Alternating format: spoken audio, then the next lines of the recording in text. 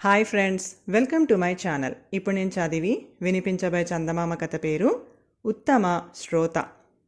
అమరగిరి రాజైన కేశవవర్మ గొప్ప సంగీత ప్రియుడు. ప్రతి సంవత్సరం నవరాత్రి ఉత్సవ సమయాల్లో ఆయన గాయకులను ఆహ్వానించి గానసభలు జరిపేవాడు.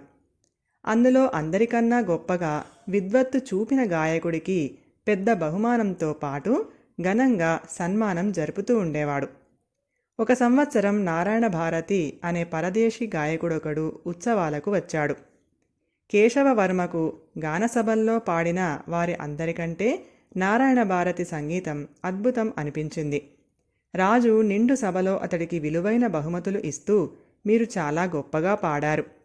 మీ పాట వింటూ ఉంటే నాకు మైమరుపు కలిగిందంటే నమ్మండి అన్నాడు. నారాయణ భారతి రాజుకు తన కృతజ్ఞత చెప్పుకొని, మహారాజా, అంతమంది జనం ఉన్న సభలో పాడుతున్నంతసేపు నన్ను ఒక సందేహం పట్టి పీడిస్తూనే ఉంది అన్నాడు. ఏమిటా సందేహం అని అడిగాడు కేశవవర్మ. నా పాట వింటుంటే తమకు మైమర్పు కలిగిందన్నారు, కానీ శ్రోతల్లో మీరు తప్ప మరెవరికీ నా పాట ఆనందం కలిగించినట్టు లేదు. వాళ్లల్లో కొందరు నే పాడుతున్న మాటే మరిచి గుసగుసలాడుకోవటం కూడా గమనించాను అన్నాడు నారాయణ భారతి. రాజుకు తన పౌరుల్లో తనలాంటి సంగీత ప్రియులు లేరన్న సంగతి బాగా తెలుసు.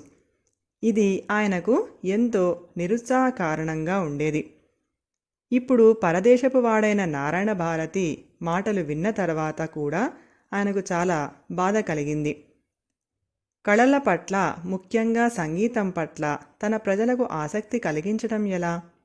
ఈ సమస్యను పరిష్కరించడం గురించి రాజు దీర్ఘంగా ఆలోచించి మరుసటి సంవత్సరం నవరాత్రి ఉత్సవాలకు కొంచెం ముందుగా రాజ్యంలో ఒక చాటింపు వేయించాడు. అదేమంటే, జరగనున్న నవరాత్రి ఉత్సవ సభల్లో గాయకులు పాట విని అందరికన్నా ఎక్కువగా ఆనందించే ఉత్తమ శ్రోతకు 1000 వరహాల బహుమానం ఇవ్వబడుతుంది. తన మంత్రికి కూడా సంగీతం అంటే అంతగా ఇష్టం లేదన్న నమ్మకంతో రాజు ఈ చాటింపు విషయం ఆయనతో ముందుగా సంప్రదించలేదు. మంత్రి ఈ చాటింపు గురించి తన నౌకర్ల ద్వారా తెలుసుకొని రాజును చూడబోయి, మహారాజా, ఉత్తమ శ్రోతకు తమరు ఇవ్వబోయే బహుమానం సంగతి ఇంతకు ముందే విన్నాను. 1000 వరహాలంటే మనకు ఏమంత పెద్ద మొత్తం కాదనుకోండి.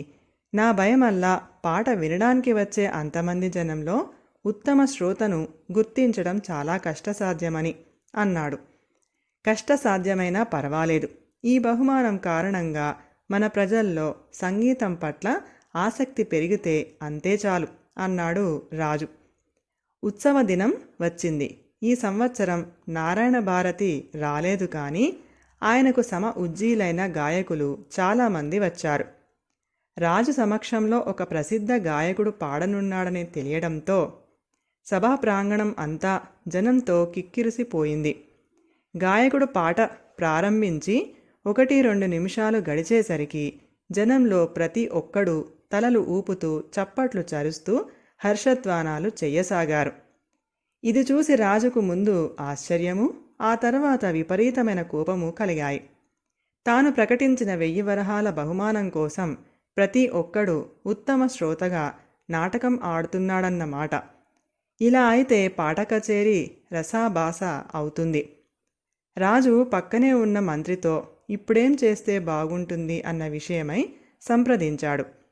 మంత్రి దీనికి విరుగుడు తనకు తెలుసునని చెప్పి సభికులతో, మహారాజు గారికి ప్రతి ఏటా ఉత్తమ గాయకుణ్ణి ఎలా ఎన్నిక చెయ్యాలో తెలిసినట్టే ఉత్తమ శ్రోతను కూడా ఎలా ఎన్నిక చేయాలో తెలుసు. కనుక గాయకుడు పాడుతున్నంతసేపు సభికులెవరు హర్షధ్వానాలు చేయటం కానీ తలలు ఊపటం కానీ చేయకూడదు. అందుకు భిన్నంగా ప్రవర్తించిన వాళ్ల తలలు ఎగిరిపోగలవు అన్నాడు. అటు తర్వాత గాయకుడి పాటకు సభికులు తలలు ఊపటం మానారు. కానీ వాళ్లల్లో ఒక్కడు మాత్రం తల ఊపుతూనే ఉన్నాడు. మంత్రి అతడికేసి కోపంగా చూస్తూ, నీకు తల ఉండడం ఇష్టం లేదా ఏం అని అడిగాడు. దానికి వాడు తొణక్కుండా, తియ్యని సంగీతం వినబడుతూ ఉంటే తన్మయత్వంతో ఊగని తల ఉంటేనేం పోతేనేం అన్నాడు.